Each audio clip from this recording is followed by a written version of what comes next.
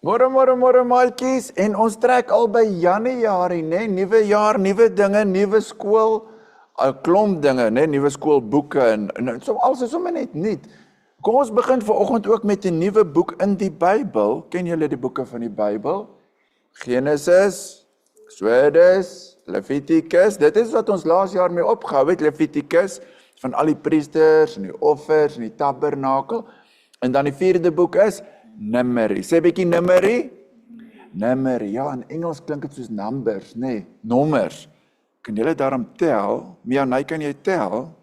Tel saam met my. 1, 2, 3, 4. O, maat. En as julle sien wat so groot getalle is daar in Numeri, dan sal ons 'n bietjie vinniger moet tel, nee. Kan ons in 10 tel, soos 10, 20, 30. O, nee, dis nog te stadig.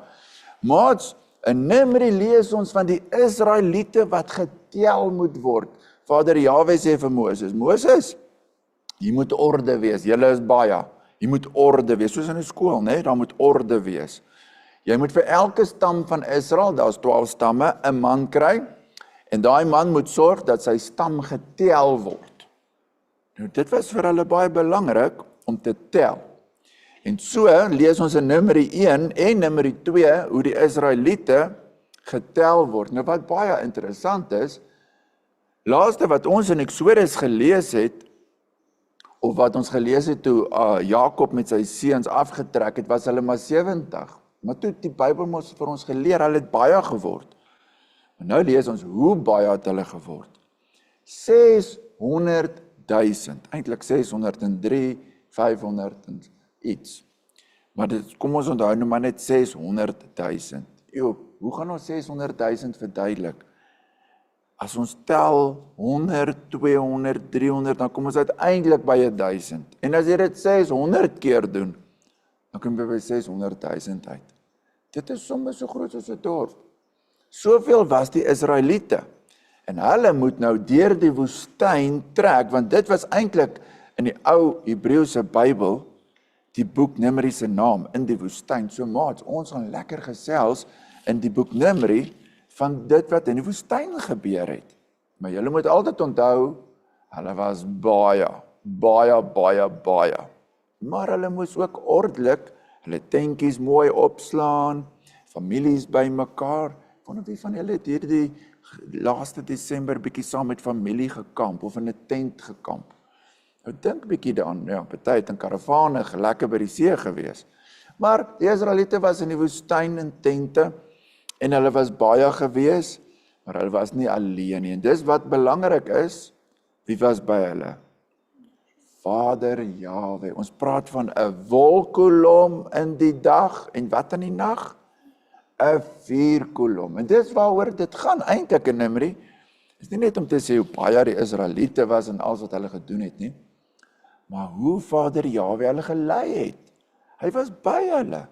En as hy by ons is, dan hoef ons nie bang te wees nie. Maar ons moet ook pas op wat ons doen, want hy's by ons en hy sien wat ons doen. Maat, van volgende keer af gaan ons lekker gesels hier in die boek Numeri, wat het die Israeliete als gedoen. Maar die boek begin deur wat Vader Jahwe vir Moses sê, Moses, tel hierdie Israeliete, laat hulle bietjie in 'n ry staan, en eintlik moes ek dit nog vir julle gesê het. Want die getalle wat ek nou vir julle gegee het, was nie die kinders of die mammas nie, dit was net die ooms van 20 jaar en ouer. Wat is jy? 12, halfpad 20 toe.